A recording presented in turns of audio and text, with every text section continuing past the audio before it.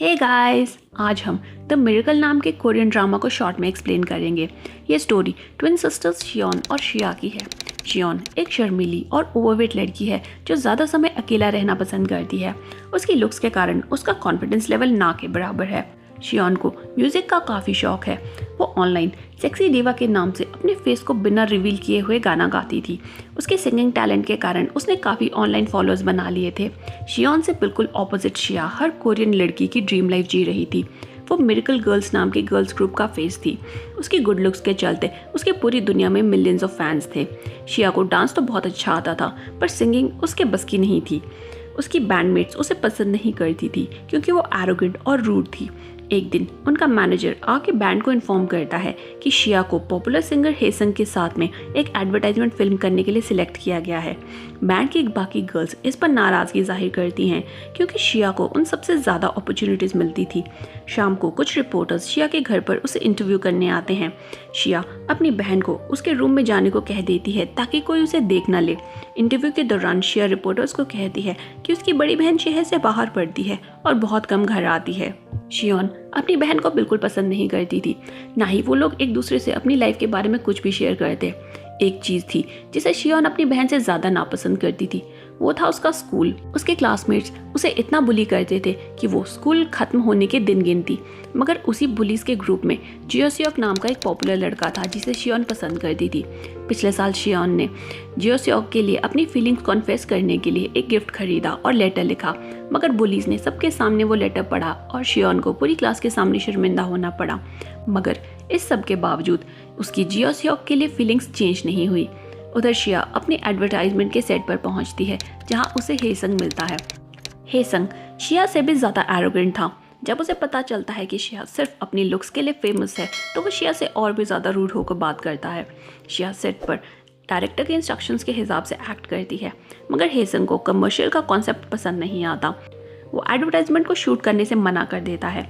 इस कारण शिया को भी एडवर्टाइजमेंट से हाथ धोना पड़ता है। वो घर आकर रोने लगती है और हेसंग को खूब गालियाँ मारती है।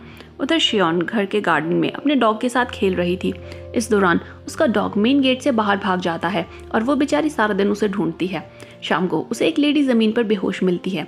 वो उसे पीठ पर उठाकर उसके घर तक पहुंचाती है। वो लेडी शियोन की काइंडनेस से इम्प्रेस हो जाती है और उसे अपने घर में इन्वाइट करती है। वो बताती है कि वो एक टैरो कार्ड रीडर है। फिर वो शियोन को एक टैरो कार्ड सिलेक्ट करने को कहती है, जो कि सबसे रेयरेस्ट कार्ड को सिलेक्ट करती है।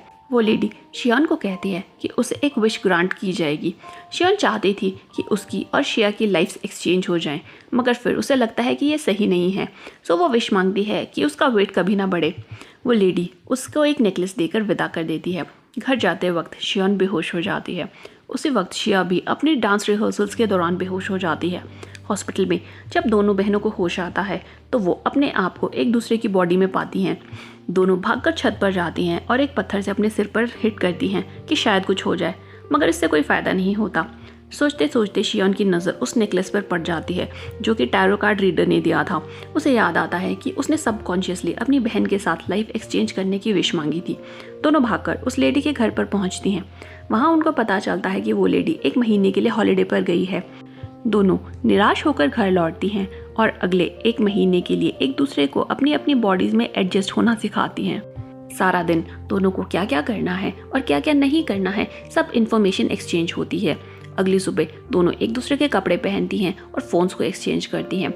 शिया स्कूल जाते हुए एक स्नैक्स का बॉक्स खा रही थी। वो अपनी ओरिजिनल बॉडी में ये सब नहीं खा पाती थी, तो वो काफ़ी खुश थी। उसी समय पुलिस का ग्रुप आता है और जियोसियोक उसका मजाक उड़ाता है। शिया उसे मुंह तोड़ जवाब देना चाहती थी, मगर उसे रियलाइज़ होता है कि शियोन इस सिचुएशन में ऐसा कुछ भी नहीं करती, सो वो चुप हो जाती है। उधर शियोन अपनी फाइनल रिहर्सल के लिए कंपनी जाती है। उसे सबसे बढ़िया कपड़े पहनने को दिए जाते हैं और हर चीज़ में फर्स्ट प्रायोरिटी मिलती है। मगर जब परफॉर्मेंस की बारी आती है तो वो नर्वस होकर डांस में स्टेप्स को गलत कर देती है। हेसंग उसके ऊपर हंसने लगता है। रिहर्सल के बाद उनको लाइव परफॉर्म करना था। शियोन घबराकर बाथरूम में रोने लगती है। वो अपने नेकलेस को हाथ में पकड़कर विश करती है कि फाइनल शॉट के दौरान उसे एक भी स्टेप ना भूले, और असल में होता भी ऐसा ही है। मगर लाइव शो के दौरान उनकी मेन सिंगर लिरिक्स को भूल जाती है। इस पर शियोन उसकी जगह गाना गाकर सबको चकित कर देती है। हेसंग भी उसको अच्छा गाते हुए सुनकर शॉक हो जाता है। शो के बाद शियोन गलती से स्लिप हो जाती है तो हेसंग उसे संभालता है। शियोन उसकी आंखों में खो जाती है। फिर हेसंग स्टेज पर जाकर अपना सॉन्ग परफॉर्म करता है और शियोन उसे देखकर मुस्कुराती रहती है। घर पर शियोन से नाराज़ होती है क्योंकि जब वो अपनी ओरिजिनल बॉडी में जाएगी तो लोग उससे भी यही एक्सपेक्ट करेंगे कि वो शियोन के जैसे ही सुरीला गाए। शियोन उसे कहती है कि वो अगली बार से खराब परफॉर्म करेगी। इतने में हेसंग का उसे मैसेज आता है जो उसके साथ एक ड्यूएट सॉन्ग रिकॉर्ड करने की इच्छा जाहिर करता है। शिया को याद आता है कि कमर्शियल की शूटिंग के दौरान कैसे हेसंग ने उसकी बेइज्जती की थी, सो वो शियोन को अपना बेस्ट परफॉर्म करने को कहती है ताकि हेसंग को सबक मिल सके। अगले दिन स्कूल में शिया को अपनी बहन की डायरी मिलती है जिसे वो पढ़ना स्टार्ट करती है। उसे पता चलता है कि बुलिस किस तरह रोज शियोन को तंग किया करते थे। उस दिन जब उसे बुलिस की गैंग मिलती है तो वो एक लड़की के मेकअप का मजाक उड़ाती है। वो लड़की शिया पर हाथ उठाने लगती है तो शिया उसका हाथ पकड़ लेती है और सब लोग शॉक हो जाते हैं। जियोसक उसका मजाक उड़ाने आगे आता है तो शिया उसे बदसूरत बोलकर वहाँ से निकल जाती है। इस पर जियोसक उसको शॉक होकर देखता रह जाता है। उधर कंपनी में हेसंग शियोन को छत पर बुलाता है और पहले किए हुए अपने बर्ताव के लिए माफ़ी मांगता है। फिर वह शियोन से डिस्कस करता है कि उनको कौन सा गाना गाना चाहिए। दोनों का म्यूज़िक का टेस्ट काफ़ी मिलता जुलता था, इससे उनका तालमेल सही बन जाता है। फिर हेसंग उसे अपने साथ डेट पर चलने के लिए प्रपोज करता है। अगले सीन में दोनों स्टूडियो में एक गाना रिकॉर्ड कर रहे थे। सॉन्ग के बाद दोनों फाइनली किस करते हैं। शाम को दोनों बहनें बैठकर बात कर रही थी।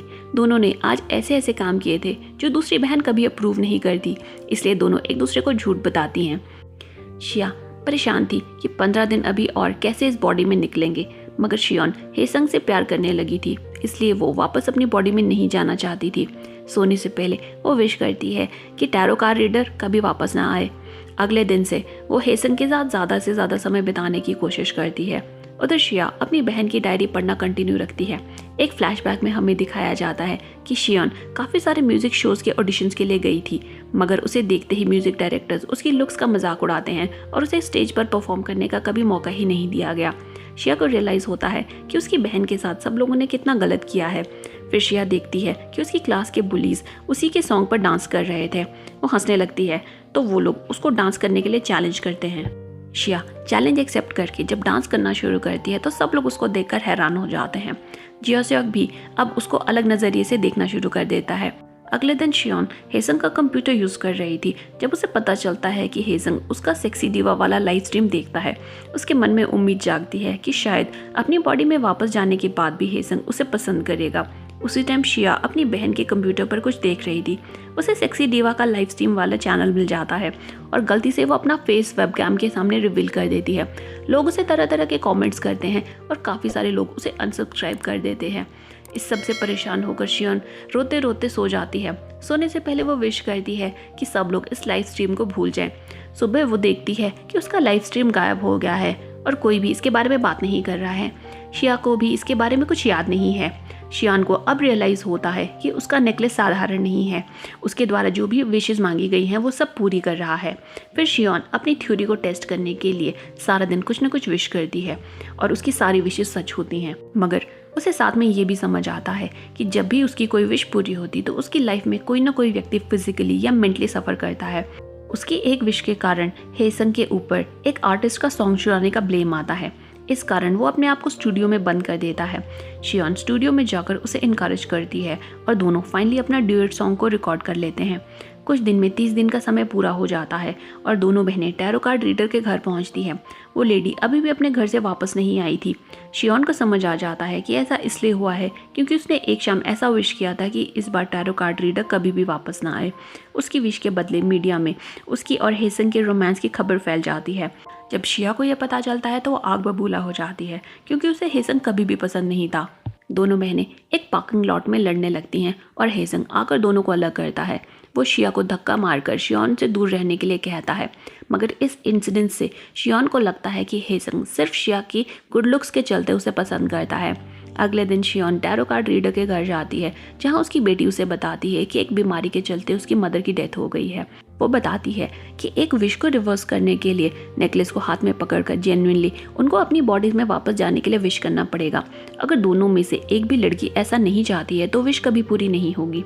घर पर जब शिया को यह पता चलता है तो वो खुश हो जाती है, मगर शियोन इस बात से खुश नहीं थी। शिया उसे बताती है कि हेसंग पहले उसे पसंद नहीं करता था। अब ऐसा इसलिए हुआ है क्योंकि वो शियोन की पर्सनालिटी को लाइक करता है, ना कि शिया के फेस को। दोनों लड़कियां अपनी अपनी सोल्स को अपनी अपनी बॉडीज़ में वापस भेजने के लिए विश मांगती हैं, मगर ये विश ग्रांट नहीं होती। अगले दिन दोनों कंपनी के सामने किसी काम से मिलती हैं। वहाँ शिया का एक गाड़ी से एक्सीडेंट होने वाला था, मगर शियोन अपनी जान को जोखिम में डालकर उसे बचा लेती है। जब दोनों हॉस्पिटल में उठती हैं तो दोनों बहनें अपनी अपनी ओरिजिनल बॉडीज़ में वापस आ गई थी। उनकी डॉक्टर एग्जैक्टली उस टैरो कार्ड रीडर जैसी दिखती थी। वो बताती है कि शियोन दोनों बहनों में बड़ी है और छोटी बहन की रक्षक है। उसने अपनी जान की परवाह ना करते हुए अपनी छोटी बहन की जान बचाई है, इसलिए वो दोनों वापस अपनी अपनी बॉडीज़ में आ गई हैं। शिया हेसंग से मिलने जाती है और उसके साथ ब्रेकअप कर लेती है। हेसंग को वो ये बहाना बनाती है कि उसके साथ रिलेशनशिप में रह के वो ब्रांड की डील्स को खोना नहीं चाहती है। असलियत में अपनी बहन के प्यार को डेट करना उसके लिए अनएक्सेप्टेबल था। वो तो स्कूल में जियोस्योक शियोन से अपने बिहेवियर के लिए माफ़ी मांगता है और कहता है कि वो उसे पसंद करने लगा है। शियोन हेसंग से प्यार करती थी, सो वो जियोस्योक के प्रपोजल को रिजेक्ट कर देती है।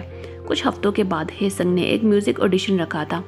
शिया अपनी बहन के लिए ऑडिशन के फॉर्म्स लाती है और उसे ऑडिशन में पार्टिसिपेट करने के लिए इनकरेज करती है।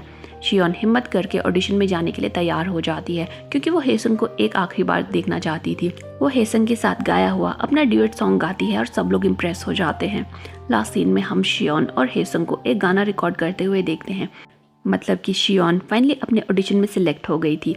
इसके साथ ही मूवी एंड हो जाती है। आपको स्टोरी कैसी लगी कमेंट करके हमें ज़रूर बताएं।